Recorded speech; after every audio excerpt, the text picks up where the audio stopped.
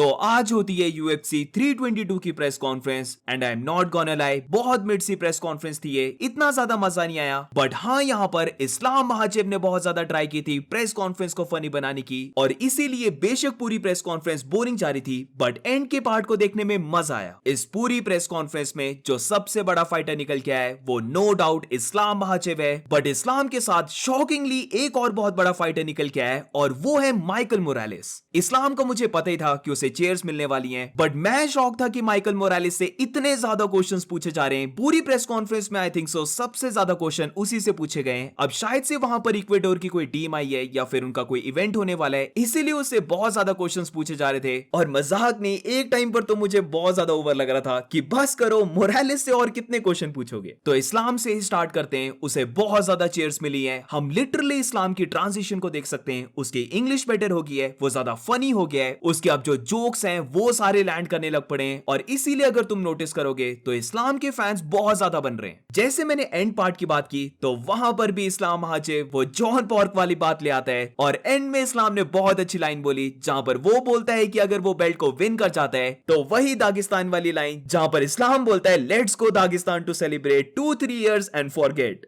Also and में अचानक से जेडीएम और इस्लाम का फेस ऑफ थोड़ा सा इंटेंस बन जाता है। इस्लाम को तुम बोल सकते हो तब भी वो सीरियस नहीं था, बट जेडीएम तो प्रॉपर सीरियस हो गया था, तो इसके बारे में भी एंड ऑफ द वीडियो में बात करेंगे। तो बस ये था फन पार्ट, इसके अलावा कुछ ज्यादा फन नहीं हुआ है, बल्कि बहुत ज्यादा मिड जाने लग पड़ी थी प्रेस कॉन्फ्रेंस। एक बारी जब माइकल मोरालेस और उसके बाद कार्लोस प्राटिस से जब इतने ज्यादा क्वेश्चंस पूछे जा रहे थे तो ऑलमोस्ट ये प्रेस कॉन्फ्रेंस डेड टाइप ही होगी थी। कार्लोस प्राटिस बोल रहा होता है कि उसे टाइटल शॉट चाहिए, और वो थोड़ी सी डिग भी लेता है शॉन ब्रेडी के ऊपर, जिधर वो बोलता है कि हर कोई नॉकआउट देखने आता है, ना कि लोग ये देखने आते हैं कि कोई किसी को हक कर रहा है। तो प्राटिस यहां पर बेसिकली लियोन एडवर्ड्स के अगेंस्ट विन पर मांगता है टाइटल शॉट, बट फिर भी डायना व्हाइट से जब पूछा गया तो उसने शॉन ब्रेडी और माइकल मोरालेस की फाइट में यस की थी कि श्योर अगर दोनों में से जो विन करता है उसे टाइटल शॉट मिल जाएगा। अब कंफर्म तो नहीं बोल सकते, बट हाँ, शॉन ब्रेडी और माइकल मोरालेस की फाइट हो सकती है for the number 1 contender. Whereas इसके साथ लियोन एडवर्ड्स पे चलते हैं। अब हाँ, उससे क्वेश्चंस पूछे गए, बट नोटिस करना लियोन की प्रेजेंस का पता भी नहीं लग रहा था। बहुत ही बेसिक से आंसर्स, उसे ये तक बोला जाता है कि कार्लोस प्राटिस ने उसे क्विटर बोला है, बट तब भी लियोन एडवर्ड्स का इतना कोई कन्विंसिंग आंसर नहीं था। लियोन एडवर्ड्स से काफी लो एनर्जी। फिर उसके बाद को मेन इवेंट फाइटर्स की बात करें तो मैं झूठ नहीं बोलूंगा, अब मैंने रिप्ले नहीं देखा है और मैं सच में भूल चुका हूं कि इन्होंने बोला क्या है। अगर कुछ इंपॉर्टेंट बोला होता तो मुझे याद रहता। आई एम प्रीटी श्योर इन्होंने काफी बेसिक से आंसर दिए थे, और जोंग वेली वहां पर इंग्लिश में बोलकर सबको हाइप करने की ट्राई कर रही थी। शॉन ब्रेडी की बात करें तो वो एक अमेरिकन है, वो माइकल मोरालेस के अगेंस्ट फाइट कर रहा है जो एक नॉन अमेरिकन है,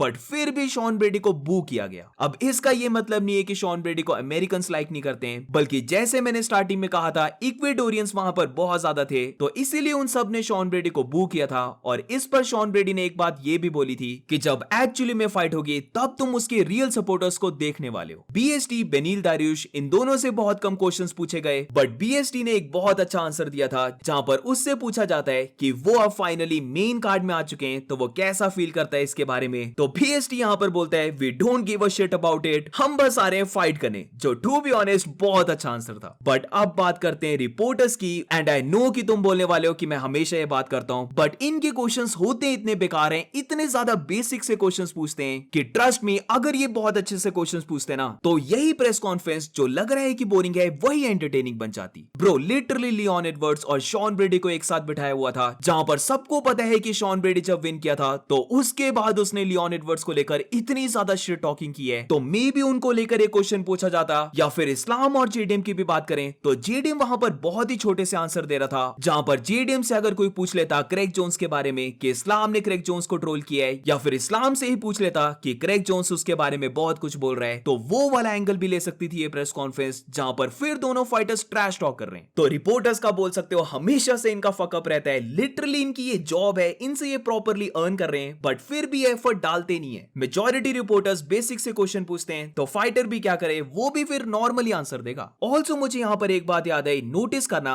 अब बेशक इस्लाम महाचेव और जोंग वेली चैंपियन नहीं है, बट फिर भी उनके सामने बेल्ट थी, और प्रेस कॉन्फ्रेंस में भी हम देखते हैं कि उनको अपनी बेल्ट दी जाती है। तो मे बी अब यूएफसी का ये न्यू एंगल हो सकता है जहां जहां पर डैना व्हाइट ऑलरेडी बोल चुका है कि अब किसी फाइटर के लिए साइमल्टेनियस डबल चैंपियन बनना बहुत ही ज्यादा मुश्किल है और किसी को अगर ऊपर जाके चैंपियन बनना है तो फिर उसे अपनी बेल्ट को वेकेट करना होगा। तो मे बी अब ये वाला न्यू राउट हो सकता है जहां पर फाइटर बेल्ट वेकेट तो करते रहे बट उसकी नेक्स्ट फाइट में वो स्टिल वो बेल्ट को होल्ड कर रहे, बेसिकली जो सिग्निफाई कर रहा है कि उसने कभी भी बेल्ट को लूज नहीं किया था, उसने बस डबल चैंपियन बनने के लिए अपनी बेल्ट को विकेट किया। Not only JDM but also Leon Edwards भी बहुत ज्यादा बू हुआ। मुझे तो लगता है कि वो जेडीएम से भी ज्यादा बू हुआ है। तो बेशक जो वो रिप्लाई भी दे रहा था वो सारे बूज के अंदर ही दब जा रहे थे। अब ऑलमोस्ट पूरी प्रेस कॉन्फ्रेंस में इतना कुछ मेजर हुआ नहीं है, तो जितना जल्दी हो सके और प्रॉपर वे से जितना हो सके उतना मैं एक्सप्लेन करने की ट्राई करूंगा। जहां पर स्टार्टिंग में जेडीएम से क्वेश्चन पूछा जाता है, वो बू होता है और उसको लेकर जेडीएम बोलता है कि आई लव दिस शिट, वो इसीलिए फाइट करता है और वो लुक फॉरवर्ड कर रहा है सैटरडे नाइट यानी कि फाइट के टाइम। अब जेडीएम से यहाँ पर बहुत अच्छा क्वेश्चन पूछा जाता है। चलो कुछ तो रिपोर्टर्स हैं जो रियल क्वेश्चंस पूछ रहे हैं, जहां पर जेडीएम से पूछा जाता है कि उसने इंटरव्यूज में बोला है कि इस्लाम महाचेव का साइज स्मॉल है काफी और वो फाइट में प्रूव कर देगा कि इस्लाम कभी भी गुड वेल्टरवेट नहीं बन सकता। क्वेश्चन सही था बट जेडीएम ने इसको पूरा ही इग्नोर कर दिया,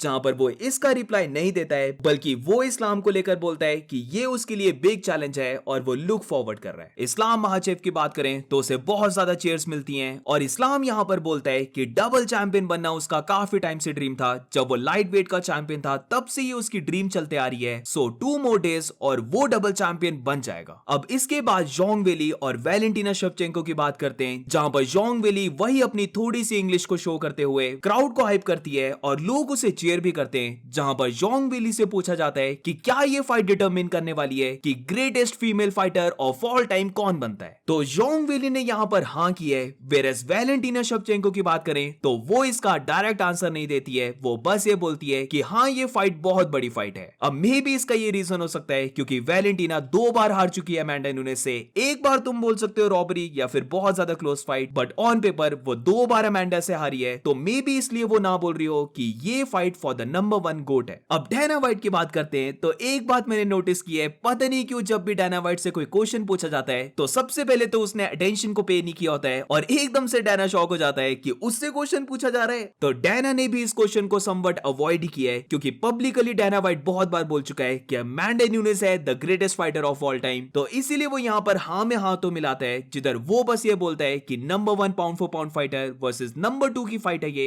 तो ऑब्वियसली इससे बड़ी फाइट और नहीं हो सकती। अब इसके बाद माइकल मोरालेस की बात आती है और वहां पर माइकल मोरालेस सारी चीयर्स को एक्नॉलेज करता है, वो अपने इक्वेडोरियन फैंस को एक्नॉलेज करता है। वेयर शॉन ब्रेडी की बात करें तो वो भी इसको बोलता है कि शायद से कोई इक्वेडोर की सॉकर गेम है यानी कि फुटबॉल गेम है, बट फाइट के टाइम उसके सपोर्टर्स आने वाले। अब इसके बाद चलते हैं लियोन एडवर्ड्स के ऊपर। अब वो यहाँ पर रिप्लाई तो दे रहा था पर या तो उसके रिप्लाईज बूज के अंदर दब जा रहे थे या पता नहीं क्या था, बट मुझे प्रेजेंस फील नहीं हुई इतनी। जहां पर लियोन को बताया जाता है कि कार्लोस प्राटेस ने उसके विल पावर को क्वेश्चन किया है, बेसिकली उसे क्विटर बोला है, तो क्या वो ये रॉन्ग प्रूफ करने वाला है। तो इसको लेकर लियोन एडवर्ड्स ये बोलता है कि वो नॉट ओनली इसे रॉन्ग प्रूफ करेगा बट वो प्लान कर रहा है फाइट को डोमिनेट करने का। अब कार्लोस प्राटेस की बात करें तो प्राटेस से यही पूछा जाता है कि क्यों उसने बोला है कि वो लियोन एडवर्ड्स को नॉकआउट करेगा। तो यहाँ पर प्राटेस इसका रिप्लाई देता है कि ली जिंग लियोंग जो आज तक नॉकआउट नहीं हुआ था उसने उसे नॉकआउट किया, फिर जेफ नील जो आज तक नॉकआउट नहीं हुआ था उसे भी उसने नॉकआउट किया। तो वही सेम लियोन के लिए भी वो बोलता है कि आज तक लियोन एडवर्ड्स नॉकआउट तो नहीं हुआ है बट वो उसे नॉकआउट कर देगा। अब चलते हैं बेनवा सांडेनी पर, जहां पर एक प्रॉपर चैट वाला रिप्लाई दिया उसने, जिधर उससे यही पूछा जाता है कि प्रीलिम से मेन कार्ड में आने के बाद क्या वो फील कर रहा है। तो वो लिटरली बोलता है he doesn't give a shit कि वो कहां पर फाइट कर रहा है, वो बस शो अप होने वाला है फाइट के लिए। अब बेनील ने सारी बातें क्या बोली हैं वो मुझे इतना याद नहीं रहा है, बट हाँ उसने कुछ ऐसा बोला था कि स्टिल उसका एम है कि वो चैंपियन बने। तो हाँ यही थी उसकी बात, बाकी मुझे याद नहीं है। But anyways moving on, Jack Della Maddalena और इस्लाम महाचेव के ऊपर, जहां पर जेडम को बताया जाता है कि माइकल बिस्पिंग ने बोला है कि पूरी यूएफसी में उसी की सबसे बेस्ट स्ट्राइकिंग है। तो क्या वो ऐसा बिलीव करता है? ऐसे क्वेश्चंस का मैं बोलता हूं कि बहुत ही बेकार क्वेश्चंस हैं। क्या वो ये बोलने वाला है कि ना भाई उसकी सबसे बेस्ट बॉक्सिंग नहीं है? ऑब्वियसली वो मना थोड़ी ना करेगा। तो कुछ लोगों के लिए मे भी ये वेरी शॉकिंग हो कि उसने हाँ बोली है इसको लेकर। और अब इसके बाद इस्लाम की बात करते हैं और ये पूरा क्वेश्चन स्टार्टिंग में ही बनाए इस्लाम से ही पूछने के लिए, जहां पर इसका रिप्लाई इस्लाम बहुत अच्छा देता है। और सच में इस्लाम जिस वे से अब थोड़ा सा फनी बन चुका है, वो जो जिस वे से ट्रोल करता है हल्का सा, वो अमेजिंग है देखना। जहां पर इस्लाम महाचेव ऑडियंस से ही पूछता है कि क्या उन्हें लगता है कि जेडीएम की सबसे सबसे बेस्ट स्ट्राइकिंग है। खुद रिप्लाई देते हुए इस्लाम ये बोलता है हाँ जेडीएम की striking one of the best है, बट गुड स्ट्राइकिंग तो उसकी भी है। इसके बाद इस्लाम से वो बेल्ट के बारे में पूछा जाता है कि वो नो लॉन्गर चैंपियन है बट स्टिल उसकी बेल्ट उसके सामने है। तो इस्लाम इसका रिप्लाई देता है कि वो स्टिल फील करता है कि वो चैंपियन ही है, वो किसी से भी लूज नहीं किया है बेल्ट को, बल्कि वो आ रहा है सेकंड बेल्ट लेने के लिए। कार्लोस प्राटिस की बात करते हैं, जहां पर कार्लोस प्राटिस वही अपने टाइटल शॉट को मांग रहा होता है कि ये पूरा एंटरटेनिंग बिजनेस है, वो एंटरटेन करने के लिए आ रहा है, वो फाइटर्स को नॉकआउट करने के लिए आ रहा है, ब्लडी फाइट करने के लिए आ रहा है और उसे अपने ओपोनेंट को ग्रैब करने की जरूरत नहीं है। मैं जस्ट यही सोच रहा था कितना ज्यादा अमेजिंग हो जाएगा अगर वो अपने साथ दारू की बोतल और सिगरेट लेके आ जाए। लिटरली उसे पीने भी नहीं है, उसे बस विस्की की बोतल आगे रखनी है और सिगरेट बिना चलाए बस मुंह में डालनी है। Easy recipe to get viral और हर कोई इसे एंजॉय करेगा। अब इसके बाद प्राटिस से ये भी पूछा जाता है कि अगर उसे टाइटल शॉट मिल जाता है तो वो किसके साथ प्रेफर करेगा ये टाइटल फाइट करने के लिए, क्या वो रहेगा जेडीएम या फिर रहेगा इस्लाम महाचेव। तो प्राटिस यहां पर इस्लाम महाचेव का नाम लेता है, जहां पर वो ये बोलता है कि इस्लाम एक बहुत बड़ा नाम है, उसके पास बहुत अच्छी लेगेसी है, वो ऑल्सो डबल चैंपियन भी बन जाएगा, तो व्हाई नॉट वो रियली चाहेगा कि वो इस्लाम महाचेव के साथ फाइट करे। अब इसके बाद जो मैं बात कर रहा हूं बोरिंग प्रेस कॉन्फ्रेंस की, जिधर मैक्सिमम क्वेश्चंस माइकल मोरालेस और समवर थोड़े से कार्लोस प्राटिस से पूछे जाते हैं, तो इन सबको मैं स्किप कर रहा हूं क्योंकि कुछ भी यहां पर इंपॉर्टेंट नहीं है। बेसिक से जो फैंस उसे सपोर्ट कर रहे हैं उसको ही लेकर सारे क्वेश्चंस हैं। अब इसके बाद इस्लाम की बात करते हैं, जहां पर इस्लाम से यही पूछा जाता है कि उसे मैसिव सपोर्ट मिल रही है तो वो कैसा फील करता है। तो इस्लाम इसको लेकर बोलता है कि ये उसका one of the biggest day में से एक है, क्योंकि उसे बहुत अच्छी सपोर्ट मिली है और फर्स्ट टाइम जब उसने ऑस्ट्रेलिया में फाइट की थी तो उसे बू किया गया था,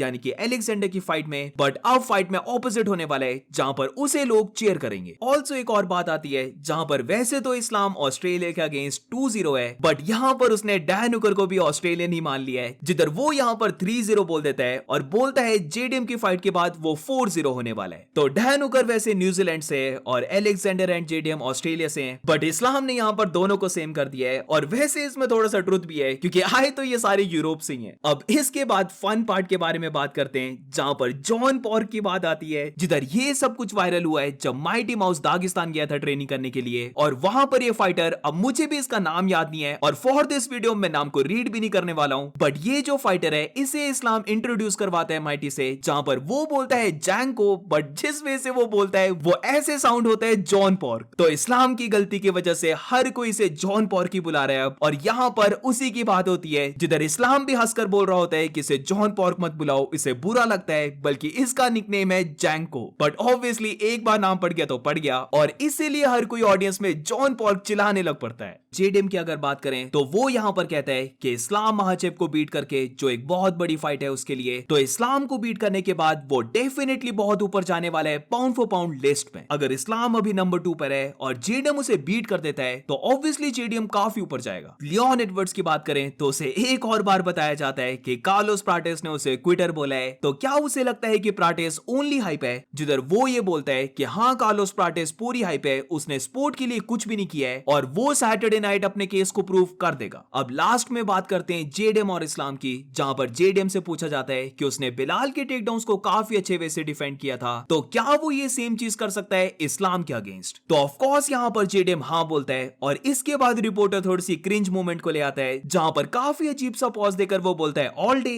जिसका जेडीएम रिप्लाई देता है 25 मिनट्स। अब इसके बाद इस्लाम की बात करें तो सबसे फनी मोमेंट मुझे ये लगी है पूरी प्रेस कॉन्फ्रेंस की, जिधर इस्लाम से पूछा जाता है कि अगर वो डबल चैंपियन बन जाएगा तो वो कैसे सेलिब्रेट करने वाला है। तो इस्लाम यहां पर पूरी ऑडियंस को बोलता है कि मे बी हम सब चलते हैं दागिस्तान और सेलिब्रेट करते हैं। पूरी ऑडियंस यहां पर चीयर करने लग पड़ती है और उसके बाद इस्लाम हंसकर बोलता है फॉर 2-3 इयर्स। अब ये थी पूरी प्रेस कॉन्फ्रेंस। अब फेस ऑफ के बारे में बात करते हैं, जहां पर हर किसी के फेस ऑफ नॉर्मल से हुए और स्टार्टिंग में जेडीएम और इस्लाम का भी फेस ऑफ नॉर्मल ही जा रहा था, बट जैसे ही फेस ऑफ करने के बाद दोनों फाइटर्स को फेस फॉरवर्ड करना होता है तो वहां पर दोनों ने स्टिल अपने कॉन्टैक्ट को बनाए रखा था और हंसकर वहां पर इस्लाम वट करके बोलता है। और ये टू बी ऑनेस्ट मुझे लग रहा है कि जेडीएम ने सीरियसली ले लिया है, क्योंकि फिर से फेस ऑफ को देखना, जेडीएम अपनी दोनों फिस्ट को बहुत ज्यादा क्लच कर रहा था, यानी कि वो रेडी है अपने हैंड्स को थ्रो करने के लिए। सच में मुझे लगा कि जब इस्लाम ने उसे वट बोला तो जेडीएम हल्का सा गुस्सा हो गया और मे बी अगर वो दोनों फिर से बहुत ज्यादा क्लोज आ जाते तो जेडीएम शायद से इस्लाम को पुश भी कर देता। इवन जब दोनों ने अपनी बेल्ट को भी लिया तो जेडीएम बस इस्लाम को ही देखा जा रहा था। आई थिंक सो इस वाली मूवमेंट ने जेडीएम को हल्का हल्का सा एंग्री कर दिया। तो ओवरऑल प्रेस कॉन्फ्रेंस की बात करें तो जब स्टार्ट होती है नॉर्मल थी, मिड वाला पार्ट बहुत ज्यादा बोरिंग क्योंकि ऑलमोस्ट एक ही फाइटर माइकल मोरालेस से क्वेश्चंस पूछे जा रहे थे और वो भी कोई खास नहीं थे। फिर इस एंड ऑफ द पार्ट में इस्लाम फनी बना देता है और फिर फेस ऑफ अचानक से थोड़ा सा इंटेंस हो जाता है। So that's it guys, average सी प्रेस कॉन्फ्रेंस थी,